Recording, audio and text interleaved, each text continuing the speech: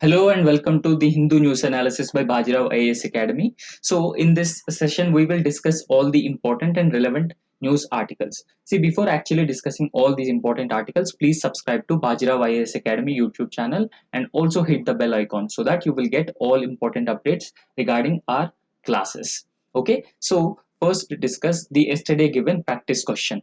So, the question is a rapid increase in the rate of inflation is sometimes attributed to the base effect. So what is base effect?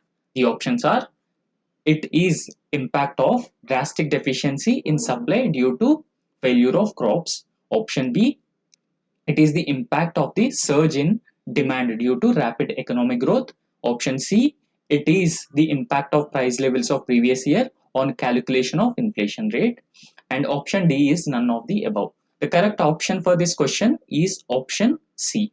Okay, so what is a base effect? Base effect is actually it refers to an impact on increase in the price level. Okay, so in the previous year, the same corresponding year, there was a low inflation. Imagine there was a low inflation, and the present year or the current year, if a minimal increase in the inflation will also the minimal increase in the inflation will seems like a high inflation. Okay, so corresponding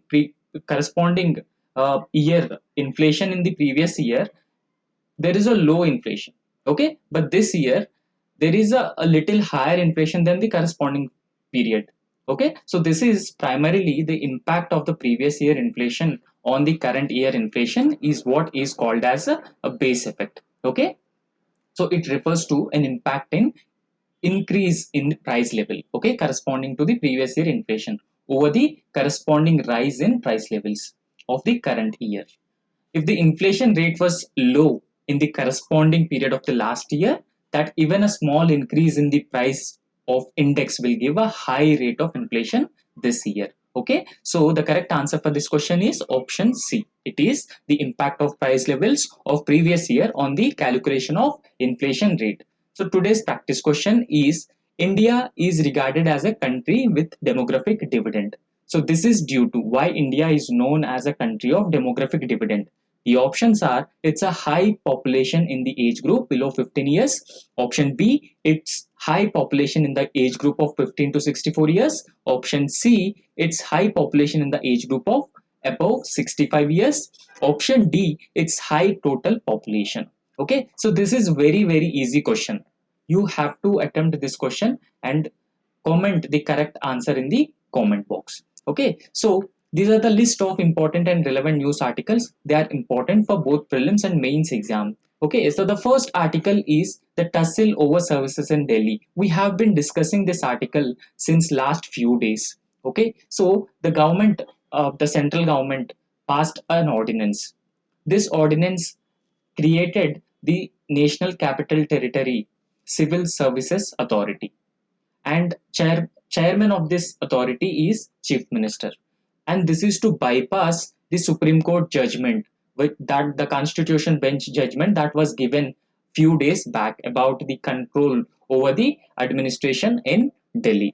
The next article is Antarctic sea ice cover hits many record lows. Okay, so there is a declining ice in Antarctica and how this will impact the global temperatures or the global wind circulation, and how it will impact the sea level rise, and how it will impact the food chains in Antarctica. We will discuss all of this as part of this article. And the next article is Prime Minister exalts value of Pacific Island nations at third Forum for India Pacific Island Cooperation Summit. This is the third PI FIPIC summit. This is the third summit. And the fourth article is aim to lift Armed Forces Special Powers Act from Assam by 2023. We will discuss what is Armed Forces Special Powers Act. And next is about Parak scheme that was initiated by Ministry of Education, and Parak scheme was suggested by the National Education Policy 2020. Now these are the list of all important and relevant news articles, and let's jump into the first news article. So the first news article is with respect to the tussle over services in Delhi, the control over the administration, whether the democratically elected government in Delhi should have control over the administrators, or the union government should have control over the administration, because union government exercises ultimate control over Delhi in three subjects. What are three subjects? Police, land, and public order.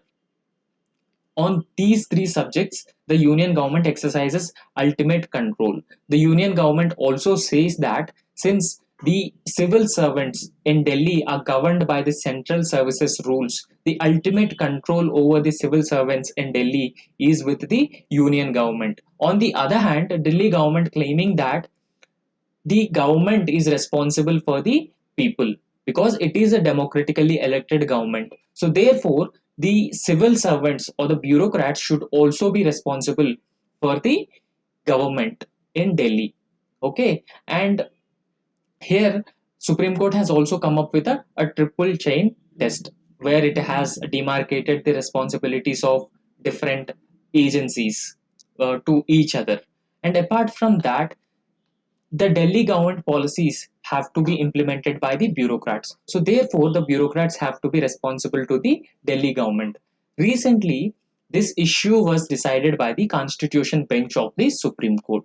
What the Constitution bench of the Supreme Court says that Lieutenant Governor is bound by the aid and advice of the Council of Ministers in Delhi. Okay, so Lieutenant Governor is bound by the ministers or the Council of Ministers headed by the Chief Minister. And what are the other observations of the Supreme Court? The Supreme Court's observations include the elected government of Delhi has a legislative power over cities services that includes the administrative services, and the elected government in Delhi can control officers executing the policies of elected government in Delhi. Right. So the second observation of the Supreme Court is that it reiterated that Lieutenant Governor is bound by the aid and advice of the government's Council of Ministers, except in three subjects. They are public order, police, and land. Now, what it exactly means? It means that the state government will be in control of appointing civil servants, transferring civil servants, or transferring officers in the Delhi administration. And this power is so far exercised by the Lieutenant Governor of Delhi. Now, recently, the Union government has come up with an ordinance. Now, this ordinance has mandated that there will be a National Capital Territory of Delhi Civil Services Authority will be created, right? And this authority will make appointments and transfer of officers and bureaucrats, and the ultimate say or the final say of this appointments is made by the lieutenant governor. This is an attempt by the union government to retain its control over the appointment of administrators to the union territory of Delhi. Okay, now let's discuss this article, what this article has been saying. The Constitution bench of the Supreme Court held that the Delhi government can make laws, administer civil services in national capital. So this judgment of the Supreme Court came last week, and the Constitution bench clearly says that the Delhi government can make laws and administer civil services in national capital region because it is a democratically elected government. However, the court has limited the role of the lieutenant governor because the lieutenant governor is very often considered as an arm of the center, and the court has limited the role of lieutenant governor over bureaucrats in capital except three specific areas. What are those three specific areas? Public order, police, and land.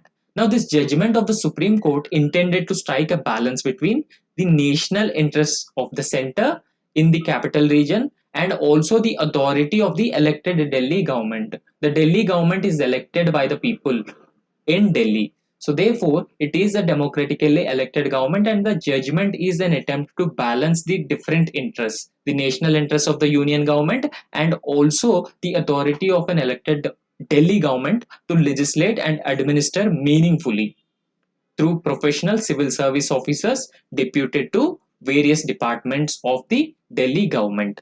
However, the president recently promulgated an ordinance. The name of the ordinance is the Government of National Capital Territory of Delhi Amendment Ordinance. Please remember this ordinance. The name of the ordinance is Government of National Capital Territory of Delhi Amendment Act 2023. Now, what this Amendment Act mandates, or what are the key provisions of this Amendment Act? This provides for a comprehensive scheme of administration of services that includes civil services. And this uh, Amendment Act balances the local domestic interests of people of Delhi. Okay, so people of Delhi's interests will be balanced by the local and domestic interests. Now, with the democratic will of the entire nation reflected through the President of India, right? So this bill is an attempt to balance the local and the domestic interests of the people of Delhi, because they have chosen an elected government, and at the same time, since Delhi is a union territory. The union government represents the will of the people at a large, at the nation level. It will balance the local and domestic interests of the people of Delhi along with the democratic will of entire nation. Okay, so the democratic will of the entire nation is reflected through the President of India. Now, what does this ordinance say? Apart from the above mentioned balance between the Delhi government and the general will of the people of entire nation, what this ordinance says? The ordinance forms a permanent National Capital Civil Services Authority. Okay, so this is National Capital Civil Services Authority, NCCSA, and this permanent National Capital Civil Services Authority with a Chief Minister as chairperson. For this authority, Chief Minister will act as a chairperson and Chief Secretary as a principal Home Secretary, and the Chief Secretary along with the principal Home Secretary. They are the members and member secretaries respectively. Okay, so this is a three member body, and three members are one chairperson plus two members. One is member and the other is member secretary. Right. So the National Capital Civil Services Authority exercises the authority over Delhi civil services officers, and they are working in Delhi government departments except public order, police, and land, because the public order, police, and land with the union government, and the appointment with respect to these subjects will ultimately decided by the union government itself. However, in order to balance the interests of the people of Delhi and the government of Delhi with the national interest, the government has appointed, or the government has created, a permanent National Capital Civil Services Authority where the Chief Minister is a chairman, okay, along with two other members. Now, it would decide, the National Capital Civil Services Authority will decide transfers, postings, prosecution, sanctions, and disciplinary proceedings, vigilance issues with respect to the officers or the bureaucrats. Okay, so the civil services officers who are deputed to Delhi government departments by majority vote. So this authority will decide all these above mentioned issues through a majority vote of members present and voting. Now, Lieutenant Governor's decision in case of a difference of opinion. For example, the National Capital Civil Services Authority have a different opinion with the Lieutenant Governor, then the Lieutenant Governor's decision would be final. And this is bypassing the Supreme Court judgment that says that the democratically elected government, or the elected government in Delhi, will have a final say over the appointment and transfer of officers. So in this case, with this amendment, the center has bypassed the judgment of the Supreme Court by giving an ultimate say over the appointment and transfers to lieutenant governor. Now, the Supreme Court had envisaged a neutral civil services, the civil services which is not biased. Okay, so it is not biased to any agency, whether it is the Delhi government or the union government. So it envisaged a neutral civil services carrying out day-to-day decisions of the Council of Ministers, because the Supreme Court envisaged that the bureaucrats or civil servants officers are responsible to the Council of Ministers. Now, the National Council, or the sorry, National Capital Civil Services Authority attempts to bring civil services officers out of the administrative control of elected ministers. Now they will no longer be under the administrative control of the elected ministers, because all the decisions will be taken by the National Capital Civil Services Authority, with the Lieutenant Governor having the final say over the appointments. Right? So now these civil servants embody the will of the people, not civil servants. Sorry, it is Council of Ministers who embody the will of the people and transform them into a power lobby. So, since the elected representatives, the Council of Ministers they represent the will of the people. So, therefore, it is simply bypassing the will of the people and giving powers to the center appointed Lieutenant Governor. Right. Now, what does the ordinance and the judgment say about the Lieutenant Governor's powers? What they prescribe or what they say about the Lieutenant Governor's powers? The ordinance, when it comes to the ordinance has put Lieutenant Governor back into the driver's seat, because the Lieutenant Governor have the final, or he can take the final decision in case of a difference of opinion between appointment or transfers. So therefore, the ordinance has put Lieutenant Governor back into the driver's seat by giving him the power to take a final call or any decision taken by the National Capital Civil Services Authority regarding services. Okay. Next, Lieutenant Governor is bound by the aid and advice of the Council of Ministers. It is mandated under Article 239 AA of the Indian Constitution. As per Article 239 AA of the Indian Constitution, Lieutenant Governor is bound by the aid and advice of the Council of Ministers while exercising his executive powers in relation to matters falling within the legislative domain of National Capital Territory of Delhi. However, except there are few there are three subjects. They are public order, land, and also the police. So they are not they do not fall under the legislative domain of the National Capital Territory of Delhi government. So therefore, all the matters which fall under the jurisdiction of the Delhi government or jurisdiction of the legislature, the Lieutenant Governor is bound by the aid and advice of the Council of Ministers, and this has been mandated by Article 239 AA of the Indian Constitution. However, the Supreme Court in the year 2018, the Constitution Bench of the Supreme Court in the year 2018 held that even a limited discretionary power afford Lieutenant Governor ought to be. So even if the Lieutenant Governor have the limited discretionary power, and that discretionary power should be exercised in a very careful manner. He should not refer every matter to the President, right? Only there are few issues, for example finance or national interest, those matters should be reported or should be reserved for the consideration of the president, but not the day-to-day administration, because this hamper the administration and the governance in Delhi. This was the Supreme Court's Constitution Bench judgment in the year 2018. So the Lieutenant Governor could not refer every matter to the President. So this was the judgment of the Supreme Court in the year 2018. Now this is all about the power tussle between the Lieutenant Governor and the Delhi government over the appointment of civil services, appointment and transfer of civil services or civil servants. Now the center has come up with an amendment act to the Government of National Capital Territory of Delhi, Amendment Act 2023, and it has formed National Capital Civil Services Authority. Okay, so it will be a source of conflict between both the Lieutenant Governor and the Government of Delhi again. Now the next article is with respect to the Antarctic Sea ice cover hits many record lows. Now we have been discussing, because of global warming or increasing global temperatures, there has been a new phenomena called climate change.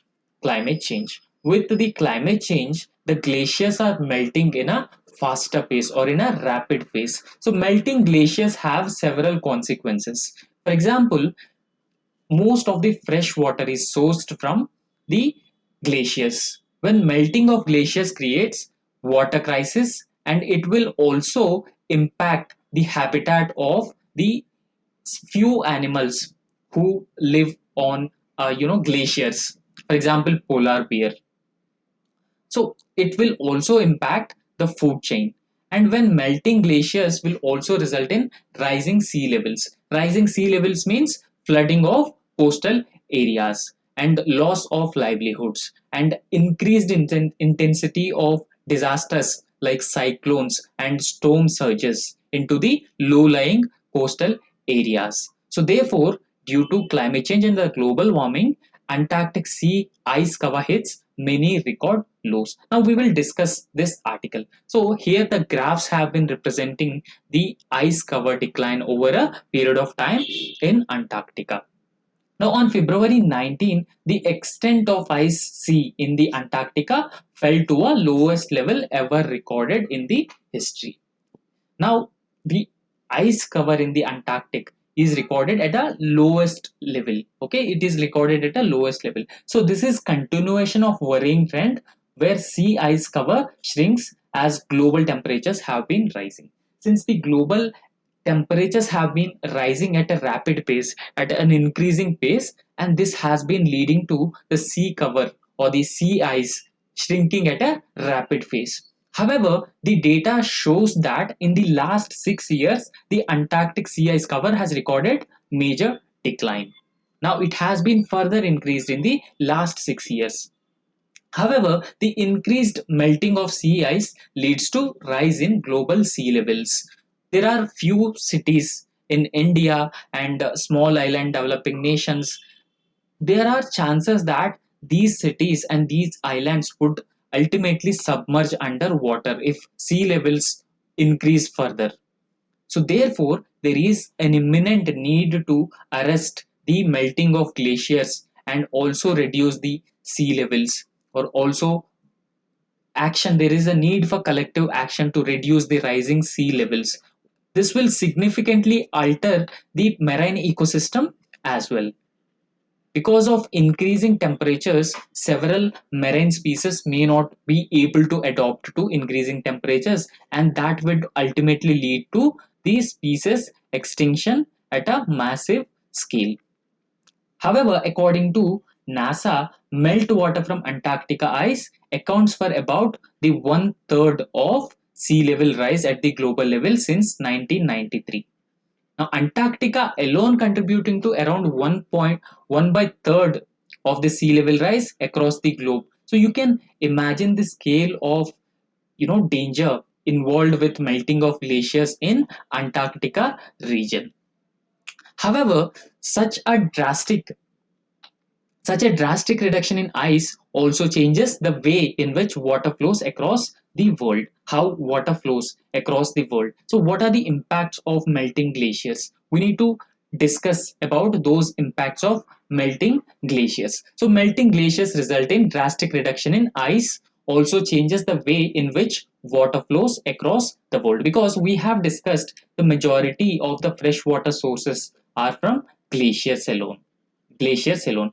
If you look at India's freshwater sources, our rivers, Indus River, Brahmaputra River, Ganga River, they are originated in the Himalayas itself, glacial origin. So therefore, they are supporting the livelihoods and lives of the people in the northern belt. More than 50% of the population they are supporting. So therefore, it will change water flows across the world, and it will also affect the global weather and underwater ecosystems, because increasing sea surface temperatures are altering the salinity levels will significantly alter the underwater ecosystems and overall the global weather patterns.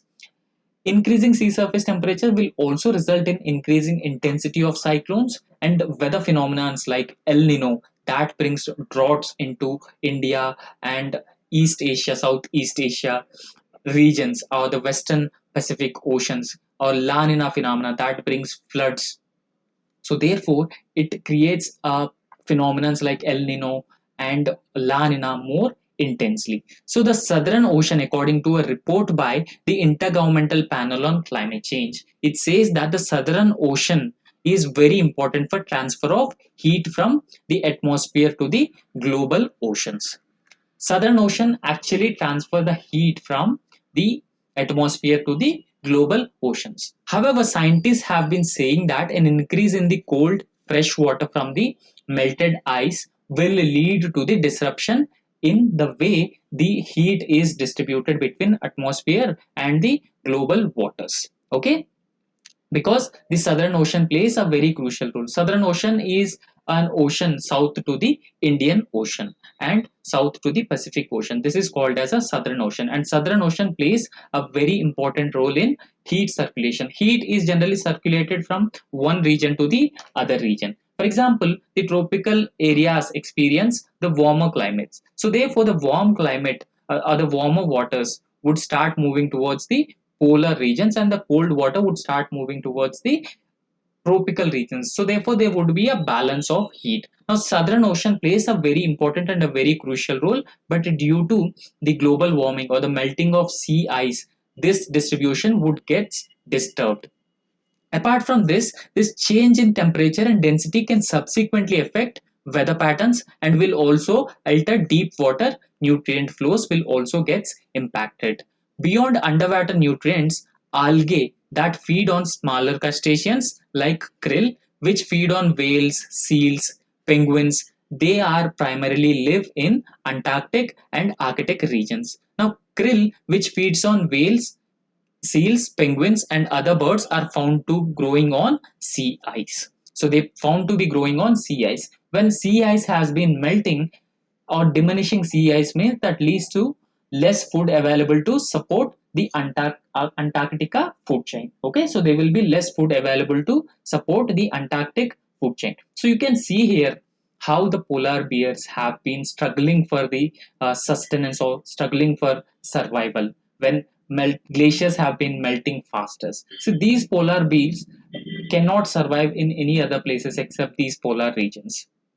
When glaciers are melting, they lost their habitat, and these species will also disappear over a period of time due to extinction. That is primarily driven by the climate change and man-made climate change and global warming. Now we need to understand the hazards to the environment due to the increasing melting of glaciers. Now, glaciers have retreated at an exponential rates due to the increase in global temperatures. When the global temperatures have been increasing, that led to the melting of glaciers at a faster pace. Now, melting of glaciers will lead to floods, landslides, avalanches, and they become more common, and they are killing more than 100 people per year. Okay, so apart from this, the global sea level has risen to around 4 to 8 inches past.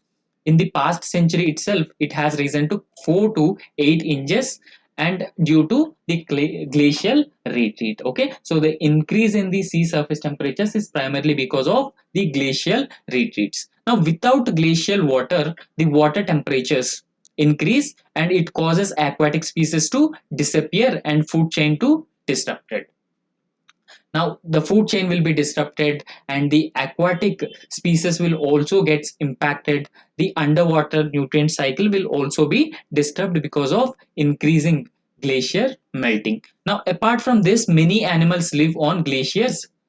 We have seen polar bears, krills, crustaceans, and several algae, penguins. So they live in polar regions. So many animals which live in glaciers, since glaciers are melting, they will lose their habitats.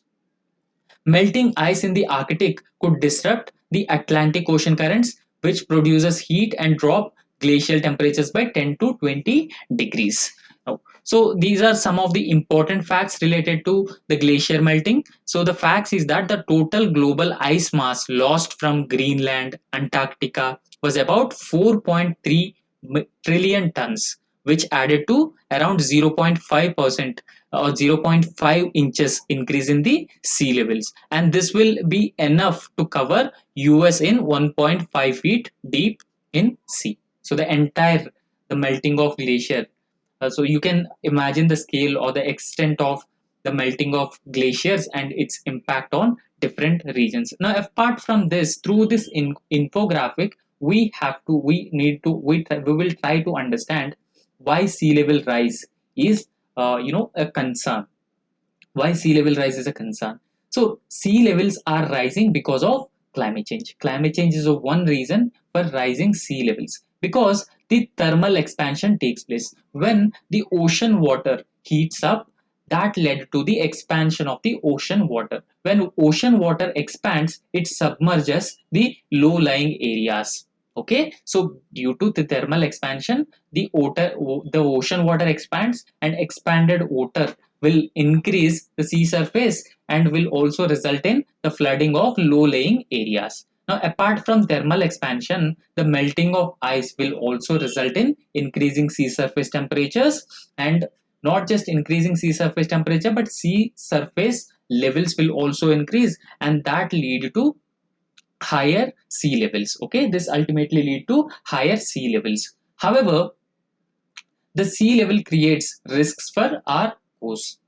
It is very obvious that rising sea levels would of course cause or creates risks for our coast. So higher water levels would result in floods, storm surges, or submerging the fertile coastal plains with the ocean water, or contamination of the ocean water with the saline water or sea water, and that would result in water stress in our existing water resources. That would result in water stress in our existing water resources. Apart from this, higher wave heights that result in storm surges, and again the flooding of the coastal areas. Even that result in the climate migration, climate forced migration, and climate forced migration will also result in climate refugees,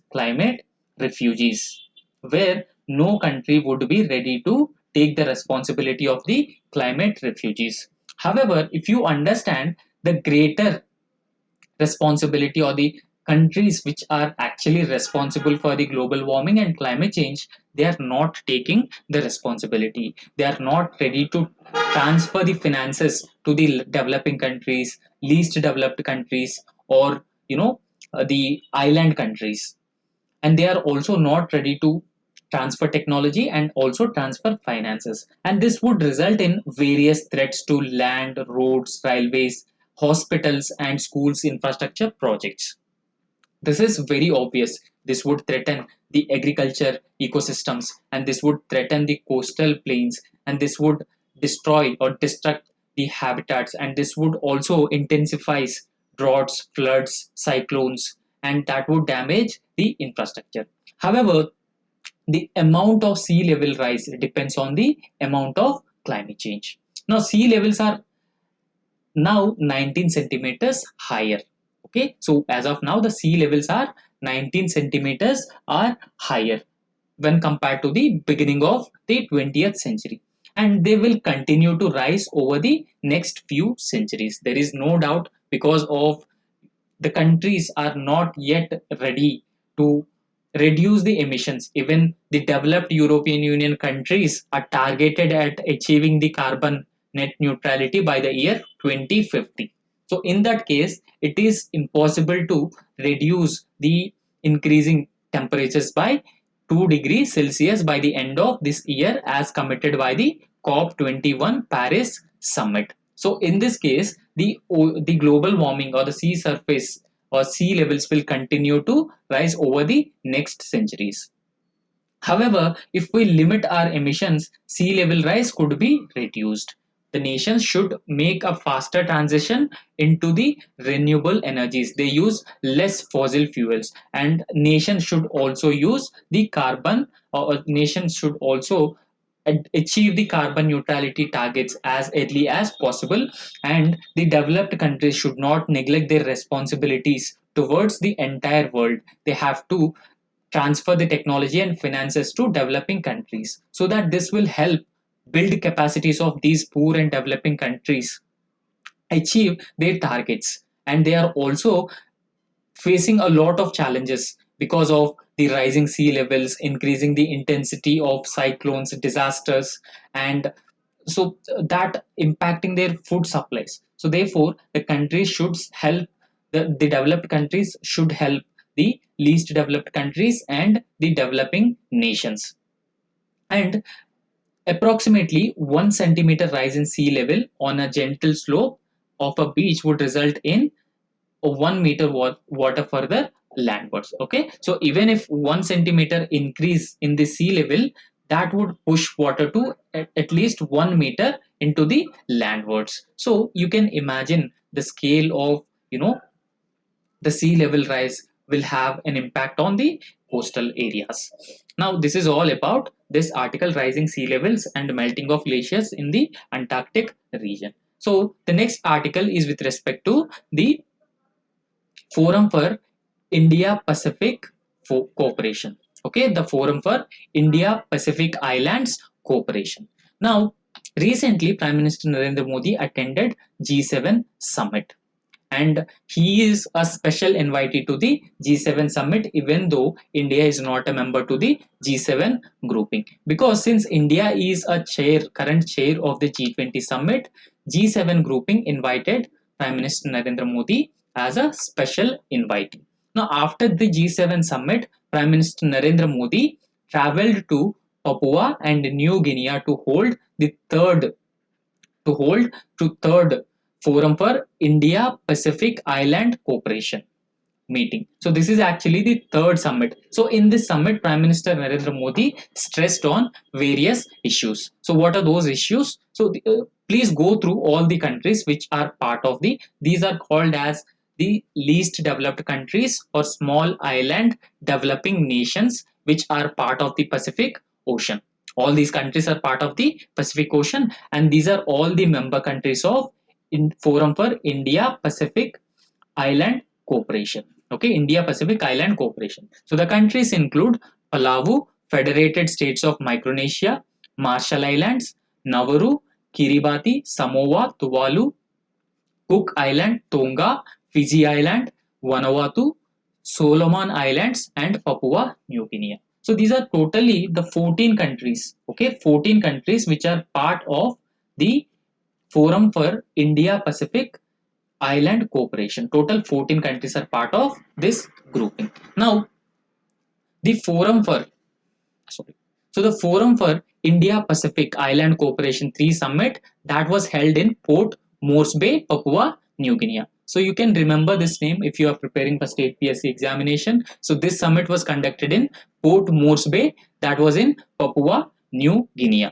These small island nations of the Pacific Ocean are in fact the large ocean nations, and that was the phrase given by the Prime Minister Narendra Modi during his speech in the FIPIC 3 summit. Okay, so the small island nations are in fact not the small island nations, but they are the large ocean states because they are located in a larger ocean, that is the Pacific Ocean. Since they are located in a large and a vast ocean, Prime Minister termed those countries as large ocean states. Okay, so the Prime Minister Narendra Modi highlighted importance of the 14 member Forum for India Pacific Island Cooperation with this phrase, right?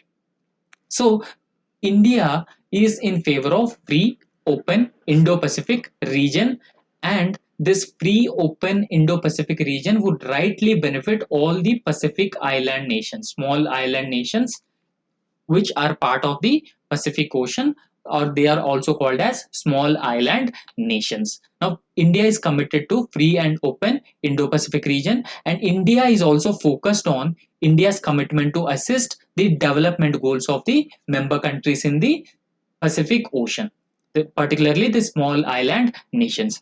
However, New Delhi would continue to help the Pacific island states in every possible way. So, in fact, India has supplied vaccines through these countries. Several places in these countries, in fact, not accessible for the vaccine delivery. So, therefore, India has come forward and India has supplied vaccines to these countries under the Vaccine Maitri program. Vaccine Maitri program. So, therefore, India is committed to continue help the Pacific Island states at every possible so these countries have been facing problems like climate change, natural calamities, poverty, and famine. So they are already existing challenges, but there are new challenges which have been emerging. So those challenges are supply chains of food, fuel, and pharma they are facing. Particularly after the Russia Ukraine war, the unilateral sanctions of West on Russia would result in fuel and fertilizer crisis, and that also results in food crisis. And these small island nations, poor countries, and countries which are part of the global south, okay, countries which are part of the global south are heavily impacted because of these restrictions or these sanctions, right? So therefore, the previous two meetings of India and Pacific Island Cooperation were held in 2014 Fiji. Okay, so in the year 2014 Fiji, the two meetings of the first meeting was held in 2014 Fiji, and the second meeting was held in August 2015 in Jaipur. The third meeting was held in Port Moresby, that is in Papua New Guinea. So please remember this dates or when where these meetings were held. Now, visit to Papua New Guinea highlights India's growing strategic significance of the Pacific Island nations. India has been giving a greater significance or greater importance. It has attaching the greater importance to the Pacific Island nations, and this also signifies growing strategic significance of the Pacific Island nations. And simultaneously, these island nations have also been receiving a greater attention from countries like China. Recently, recently China has signed an agreement, a security agreement with the Solomon Islands. China has signed a security agreement with the Solomon Islands. Now, apart from this, uh, Papua New Guinea also signed a security agreement with the US.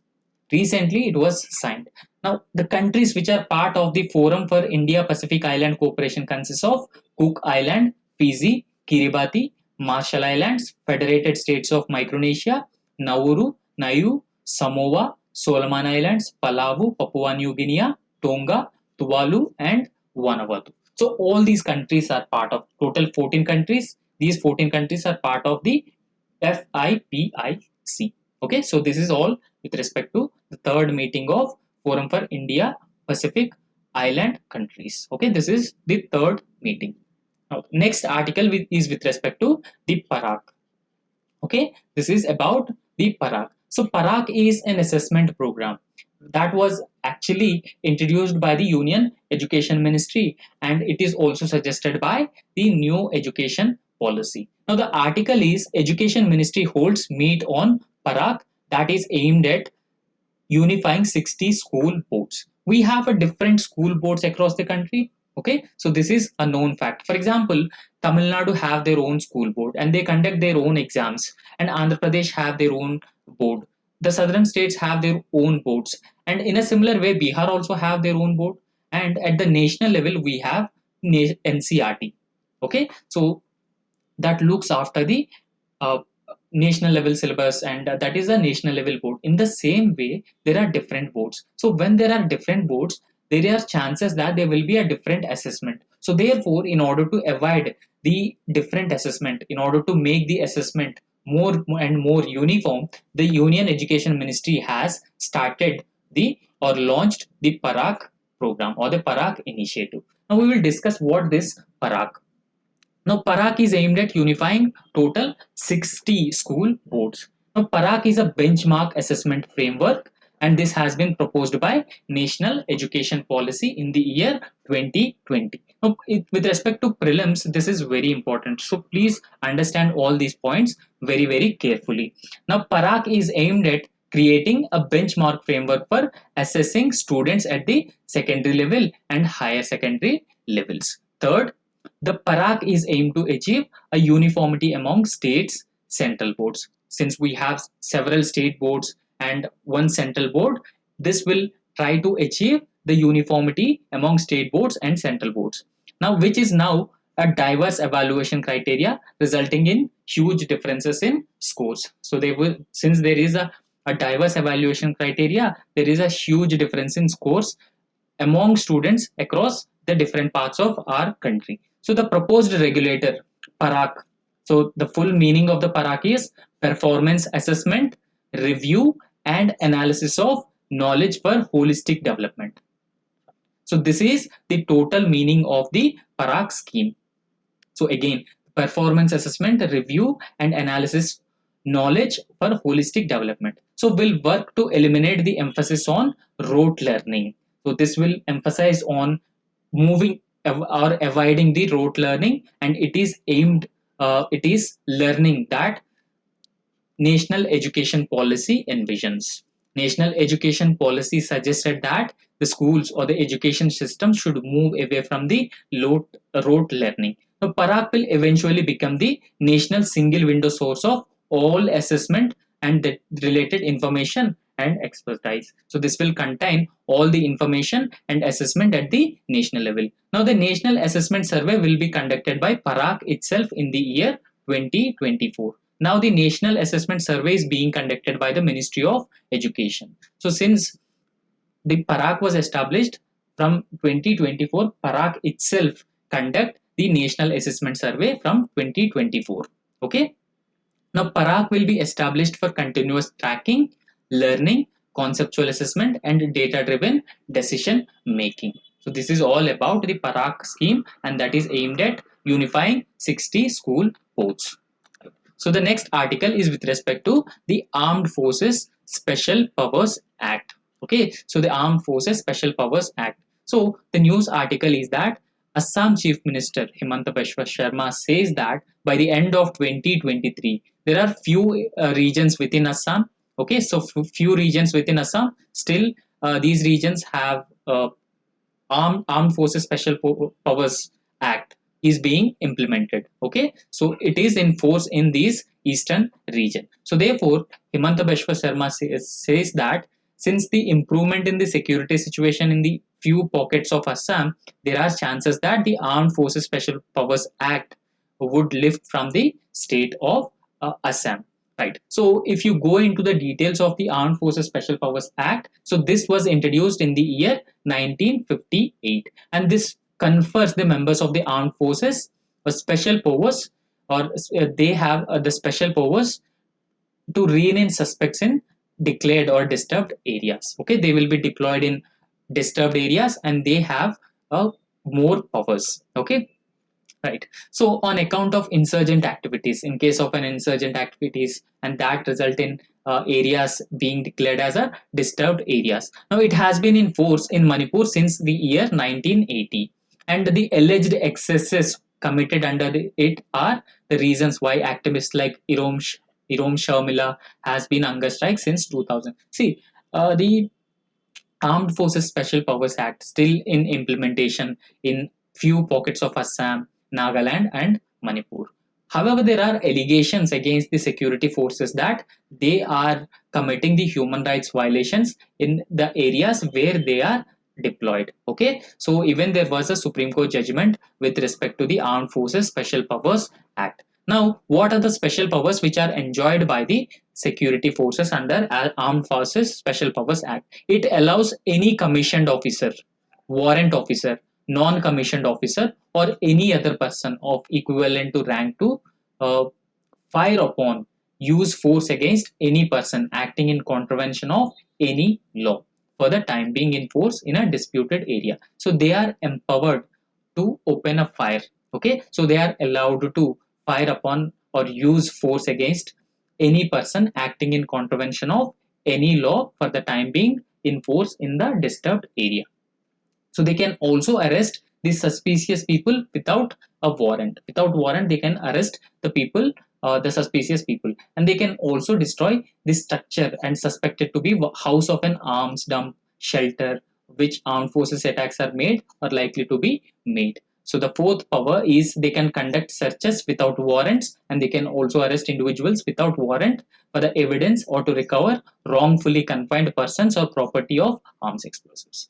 Now, Armed Forces Special Powers Act bars prosecution of proceedings against the armed forces personnel, except with the center's recommendations or the center's approval against the personnel for action committed while exercising powers under the Armed Forces Special Powers. So, no action can be taken against the armed forces personnel except with the approval of the central government. Okay, so this is all about the Armed Forces Special Powers Act. Now, if you look at the states in the northeastern region, so the few pockets of Assam, okay, there are few pockets in Assam, and in these few pockets Armed Forces Special Powers Act still implemented. Okay, so it is expected that Himant Biswa Sharma, the Chief Minister of Assam, says by the year 2023, end of the 2023, these few pockets will also be, the Armed Forces Special Powers Act will lift it in these areas itself.